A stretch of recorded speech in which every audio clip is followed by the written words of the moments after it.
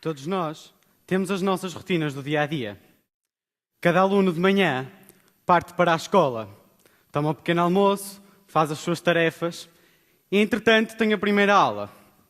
Depois dessa aula, vem o toque e a campainha.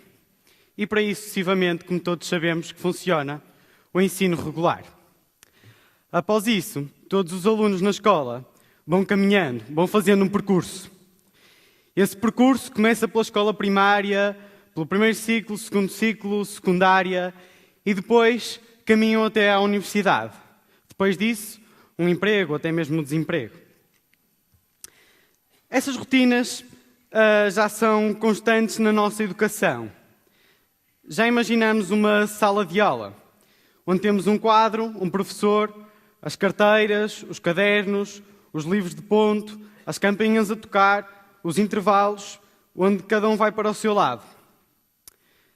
E se imaginássemos uma escola onde tudo isto não existia, onde os colegas trabalhavam uns com os outros, existia o trabalho em grupo, não existiam livros próprios, mas sim livros partilhados, onde íamos para o terreno, fazíamos a cidadania, onde todas essas situações em que acontecem no dia-a-dia não aconteciam, pois todos nós somos responsáveis.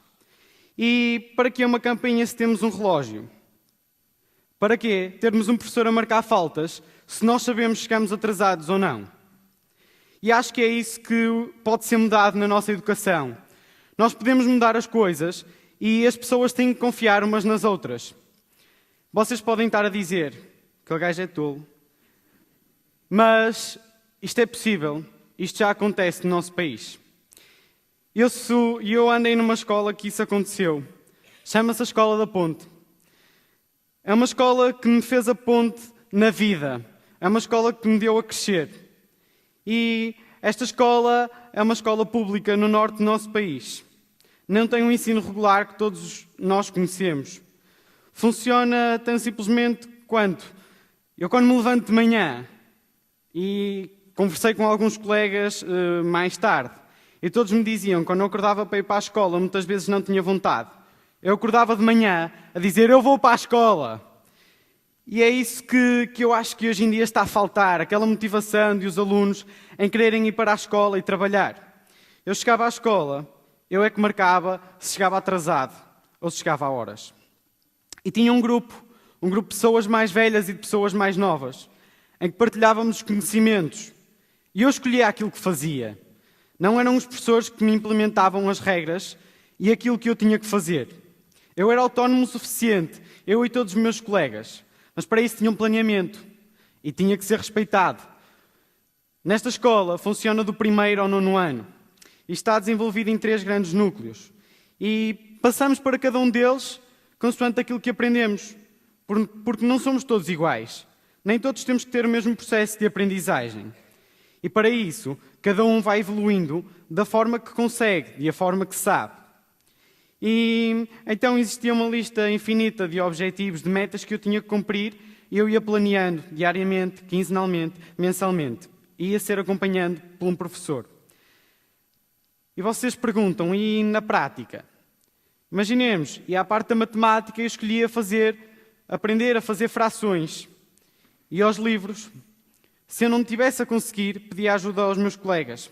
Podiam ser mais novos, não há problema. Eles também sabem, não é por serem mais velhos que têm conhecimento.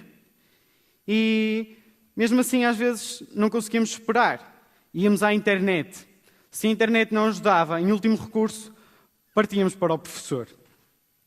Isto assim, uma série de situações em que não é comuns hoje em dia no ensino regular.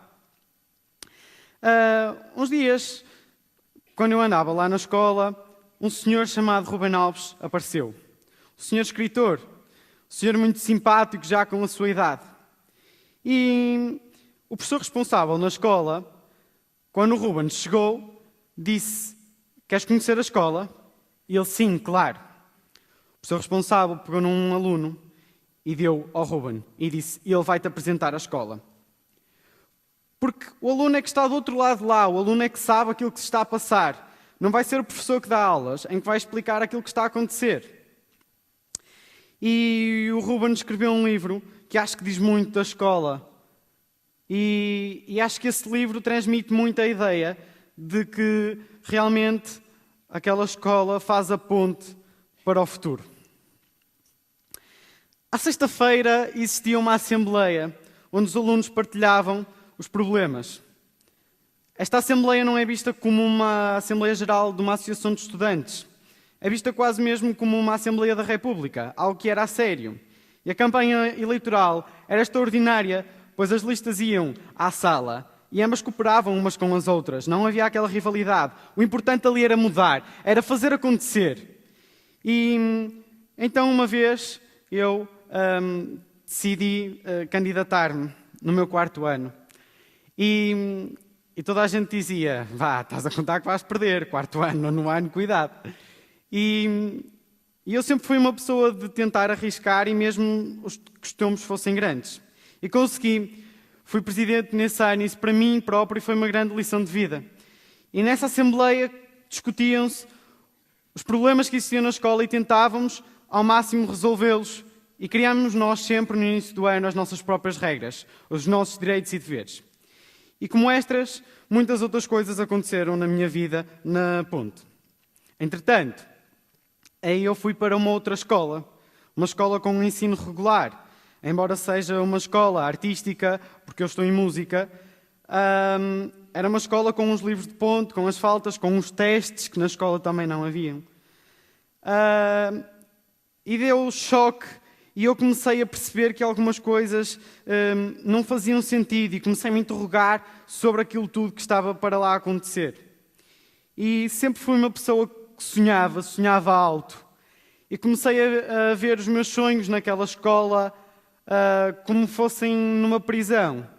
E comecei a pensar e a questionar-me como pôr as coisas onde eu era feliz, na Ponte. Eu não me sentia em casa naquela escola. E então comecei a planear algumas coisas.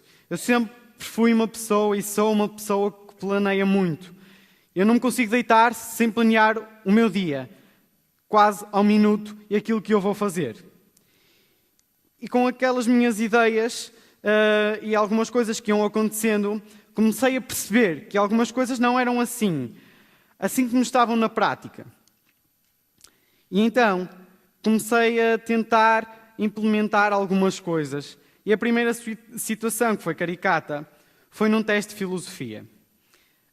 Todos sabemos que num teste, o que é que os alunos fazem? Momentos antes, os professores estão para lá a meter-nos a matéria na cabeça, nós vamos para casa e decoramos a matéria. Decoramos a matéria, chegamos ao teste e pimba. Entretanto, num teste de filosofia, eu fui questionado sobre a opinião de um senhor. O que o teste pedia era para eu dizer a opinião daquele sujeito. Eu achei que aquilo não estava certo. Porque se é filosofia é para nos fazer pensar. E então eu também tinha a minha opinião. E dei-a no teste. Não respondia nada do que lá estava. E disse que as coisas não estavam bem e que aquele teste podia não estar a fazer sentido. Isto escrito no teste. Resultado, 0. Magnífico! Achei eu. Espetacular, superei as minhas expectativas, consegui tirar um 0 na minha vida. E aquilo transmitiu uma mensagem que errar é bom, que não estamos habituados, que a nossa sociedade não está preparada para os erros. E achei eu, isto pode ser uma lição de vida. E eu achei que aquilo foi uma lição de vida para mim. Comecei a questionar-me sobre o papel do professor dentro de uma sala de aula. Se fazia sentido? O que é que o professor estava ali a fazer? Era correto ele estar para ali a dizer a matéria ou a decorar? O professor também é uma pessoa e o professor também é um ser humano. E, como vemos muitas vezes, os professores tentam mudar a educação e dizem que a educação está incorreta.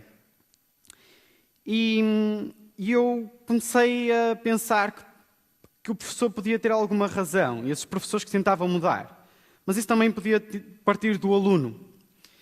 Inconscientemente ou conscientemente, eu fiz um teste.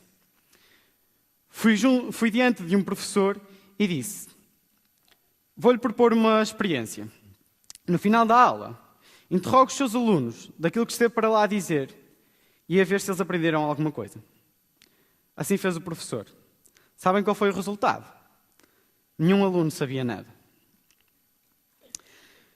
Andei a magicar outra situação e disse, no final do teste, faça uma ronda àquilo que se passou. E, passado umas horas, realize uma prova oral. Uma prova em que questiona os alunos num momento mais informal e veja aquilo que eles aprenderam. Resultado, os testes estavam ótimos, não havia nenhuma negativa. Mas os alunos não sabiam nada. E aquilo deu-me que pensar e comecei-me a questionar sobre todas as situações que estavam à minha volta. E tudo aquilo que estava a acontecer. E comecei a pensar, bem, e por que não nós trocarmos os papéis? Vamos inverter mentalidades. Vamos pôr o professor a assistir à aula e o aluno a dar a aula. Vamos tentar em que os papéis se invertam de uma forma construtiva e que aprendamos com os erros. Isso é correto, na minha opinião. E o apelo que eu vos deixo é que realmente nós tentemos brincar com as coisas e inverter os papéis, mas de uma forma considerável e de uma forma em que haja uma aprendizagem. As escolas são escolas onde os alunos aprendem, onde os alunos vão construir o futuro. Eu sou parte do futuro e tenho que ter o meu planeamento. Somos nós que um dia mais tarde vamos ter um cargo, um emprego. E eu na escola não aprendi a fazer o meu negócio, não aprendi como lidar com os erros e não aprendi todas essas situações. E é isso que eu gostava, que nós alunos, vocês professores, invertessem os papéis e vissem até que ponto é que podemos começar a aprender com os erros, invertendo aqui todas estas situações. Obrigado.